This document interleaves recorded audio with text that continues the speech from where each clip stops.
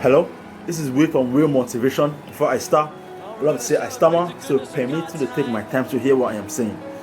Today, we are talking about Unworthy.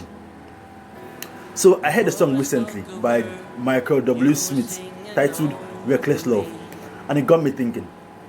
I'm one hell of a sinner. Like, by every standard, I'm not worthy to receive anything from God.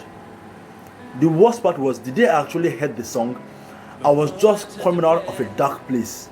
So when the song hits me, I broke down in tears. Who am I really? Like, really, who am I? That God should love me the way He does. I know, has this ever happened to you when you are pretty much sure you've done something to offend Him, and any punishment meted towards you afterwards would be justified? But for some weird reason, He chooses to bless you afterwards, and you are just left thinking, who the hell is this guy? Like, who is this guy? Like, God is the definition of reckless love.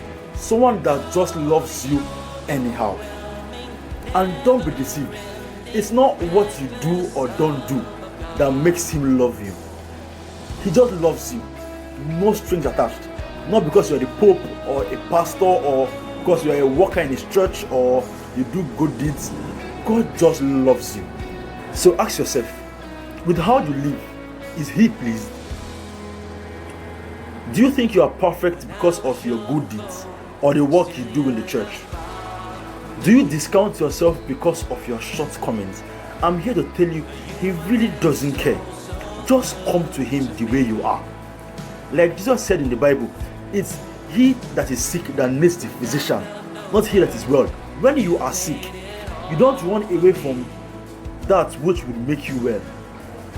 Likewise, when you fall short, you don't run away from He whose hands are wide open to receive you with your shortcoming. Remember David in the Bible.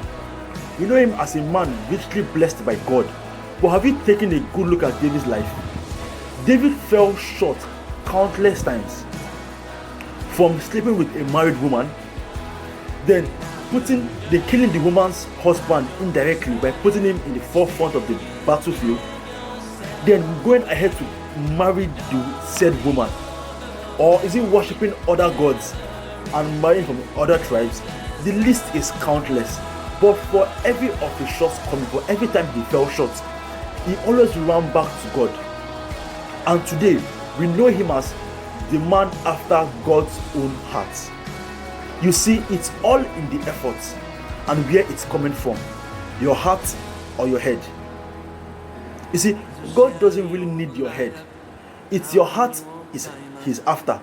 If He has your heart and He has full control of your heart, He's very much okay with it. You see, salvation is in the heart. Salvation comes from the heart, not from behavioral changes like a long list of chores or activity modifications like a to-do list. Salvation has to come from your heart. So whenever I fall short, despite these blessings, I am deeply pained because for someone who loves me this much, He doesn't deserve to be treated that way. So I close by saying, God, I am really grateful for He looked on this poor sinner and chose to love him regardless. I ask for the grace to live a life pleasing to You. I love you. Thank you for listening.